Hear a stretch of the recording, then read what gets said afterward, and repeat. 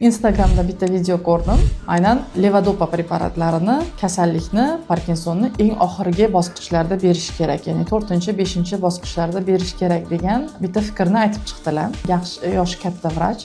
Bu fikrlar 30-40 yil oldingi fikrlar bo'lib, o'zini oqlamadi. Chunki aynan qanchalik kechiktirilsa levodopa preparatining iste'moli, ushbu holatlar kelib chiqishi mumkin. Ya'ni doimiy mushaklardagi qotish hisobiga, qattiq tarang turishi hisobiga mushaklarda kontrakturalar rivojlanadi. Ya'ni bemor, biz bilamizki, Parkinson holatida mushaklar tarangligi hisobiga majburiy holatni oladi, majburiy pozani oladi bemor tanasi va shu holatda harakatlari qotib boshlaydi va shunga bo'g'imlar ham o'rganib kontrakturalar rivojlanadi va buning natijasida ertaga orqaga qaytmas o'zgarishlar bo'ladi. Ikkinchi sababi, nima uchun levodopani vaqtida boshlash kerak? Ya'ni ehtiyoj bormi? Berish kerak. Nima uchun? Sababi, har bir kasallik siz davolaysizmi, davolamaysizmi rivojlanib boradi va aynan o'sha etaplarida levodopani vaqtida ichgan bo'lsangiz, siz boshqa odamlar qatori yaxshi yashaysiz. Ya'ni davoda shunaqa etap bor, медовый месяц deyiladi. Ya'ni bu bir oy emas, ya'ni bir necha yillar davom etadi. Siz o'sha narsadan bahramand bo'la olmaysiz. Ya'ni hamma qatori yurib, turib, yeb, ichib, shu narsalardan mosuvo bo'lasiz va bu